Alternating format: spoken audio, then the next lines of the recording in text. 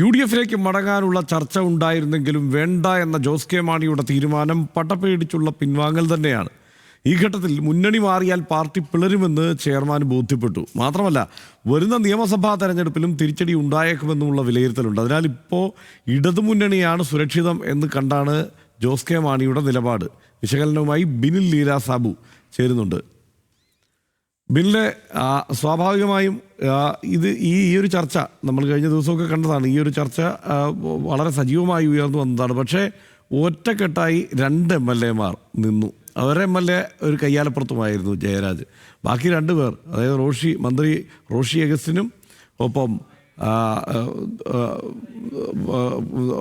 മറ്റൊരു ഇവർ 2 പേരും വിനോദ് നാരായണനും, ഇവർ 2 പേരും ഒറ്റക്കെട്ടായി നിന്നതോടെ ആ പദ്ധതി പൊളിഞ്ഞു എന്നുള്ളതാണ് യാഥാർത്ഥ്യം. പക്ഷേ ആ തീരുമാനത്തിലേക്ക് എത്തുമ്പോഴും കുറേയേറെ ആലോചനകൾ ഉണ്ടായിരിക്കുമല്ലോ. അതിനെങ്ങനെയാണ് വിശകലനം ചെയ്യുന്നത്?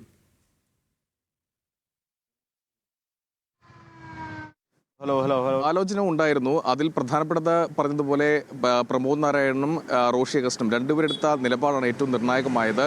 അതുകൊണ്ട് തന്നെയാണ് അത്തരത്തിൽ ഇപ്പോൾ മുന്നണി മാറേണ്ടതില്ല എന്നൊരു നിലപാടിലേക്ക് ജോസ് കെ മാണി എത്തിയതും. ആ ചർച്ച ഉണ്ടായിരുന്നുവെന്ന് അദ്ദേഹം ഇന്നലെ വാർത്താ സമ്മേളനത്തിലടക്കം പറഞ്ഞതാണ്.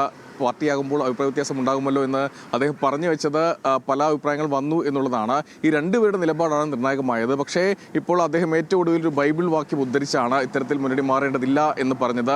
ജെറുസലേമിലെ സഹോദരിമാരെ, നിങ്ങൾ ഞങ്ങളെ ഓർത്ത് കരയേണ്ടതില്ല എന്നാണ് അദ്ദേഹം പറഞ്ഞത്.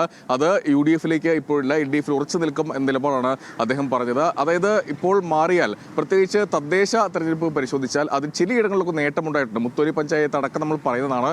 അവിടെ ജോസ് കെ മാണിയുടെ പാർട്ടി, കേരള കോൺഗ്രസ് മാണി വിഭാഗമാണ് അവിടെ കൂടുതൽ സീറ്റുകൾ ജയിച്ചത്. ഒറ്റയ്ക്ക് ഭരിക്കാനുള്ള രീതിയിലേക്ക്, പ്രത്യേകിച്ച് BJP ഭരിക്കും എന്ന് കരുതിയിരുന്ന, അല്ലെങ്കിൽ അവർക്ക് സ്വാധീനമുള്ള ഒരു മേഖലയിൽ കേരള കോൺഗ്രസ് M ജയിച്ചു വരുന്നു. പക്ഷേ അപ്പോൾ പോലും പാലാ നഷ്ടപ്പെടുന്ന ഒരു സ്ഥിതിയിലേക്ക് വരികയും ചെയ്തു. ആ ഘട്ടത്തിലാണ് നമുക്ക് UDF-ലേക്ക് പോയാലോ എന്നൊരു ആലോചന സെബാസ്റ്റ്യൻ കുളത്തെങ്കിലും അതോടൊപ്പം തന്നെ ജോബ് മൈക്കിൾ MLA ഒക്കെ പറയുന്നത്. ആ ഘട്ടത്തിൽ ഒരു ചർച്ച പാർട്ടിയിൽ ഉടലെടുക്കുന്നു. പക്ഷേ ഇപ്പോൾ പോയാൽ, പ്രത്യേകിച്ച് പോകണമെങ്കിൽ അത് തദ്ദേശ തെരഞ്ഞെടുപ്പ് മുന്നോടിയായി അതിനു മുൻപ് പോകണമായിരുന്നു. എന്നാൽ മാത്രമേ അർഹിച്ച പരിഗണന കിട്ടുകയുള്ളൂ എന്നൊരു ചർച്ച വന്നു. മാത്രമല്ല, ഇപ്പോൾ പോയാൽ പാർട്ടി 2 ആകും എന്ന ഒരു നിലയിലേക്ക് കാര്യങ്ങൾ എത്തി.